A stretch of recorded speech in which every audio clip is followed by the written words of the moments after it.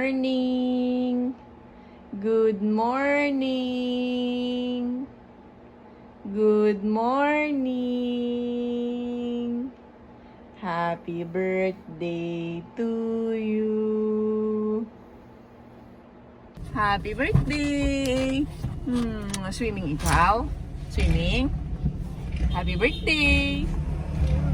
Good morning! Ang usapan nga namin ng daddy ay aalis kami ng 7 a.m. Kaya lang naawa kong gisingin ng mga bata kasi ang himbing pa ng tulog. So eto nga, past 8 na nito nung makaalis kami sa bahay. Dumaan nga muna kami dito sa villa para sunduin ng tita. Nakaready na sila niyan kaya nakaalis na rin kami kaagad. Tapos, along the way, madadaanan tong bilihan ng cake kaya bumili na rin kami. Si Bunso nga ang pinapili namin ng cake. Salamat nga sa titang ina at siya na naman talaga ang bumili ng cake. Tita, sa susunod po ulit ha! After nga namin makabili ay dumiretso na rin kami sa pupuntahan namin. Sa sobrang ulyanin nga ng tao na to, halos makarating na kami sa Los Baños. Umikot lang ulit ako pabalik and eto na yung way papunta sa pupuntahan namin. And ayan, nakarating na rin kami dito sa Spring Forest. Dito namin napiling mag-celebrate ng birthday ni Bunso. Natural hot spring kasi yung tubig dito. Napakalawak na mga pool at maganda ang ambience. Karating nga namin dito nagluto muna kami ng mga food.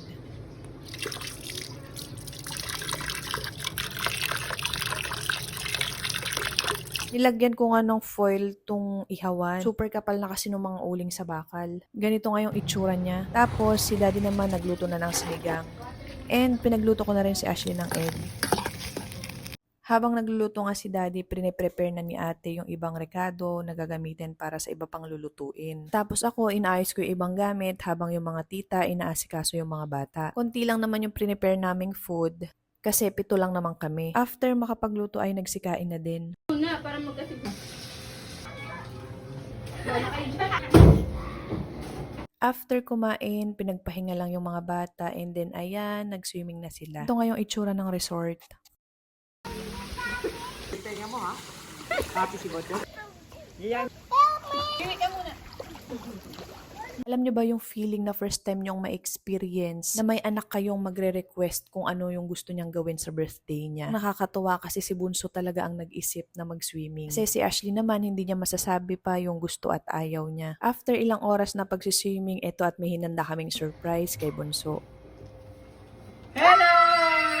Happy birthday, Allen! Happy birthday, Allen! Happy birthday! Happy birthday! Happy birthday, Allen! Wish! Ano sabihin mo? Very good! Ang napagod nga si Bunso sa pagsiswimming kaya ayan, after niya na mag-blow, maya-maya nakatulog na rin. Tapos ito naman si ate ko Ashley, dito naman sa taas na pili maglaro muna. Ang bilis nga lang nakatulog nito ni Bunso, maya-maya gising na agad. Tapos kumain lang sila ni ate niya saglit and then nagpahinga tapos naligo ulit. Bakit po kahit...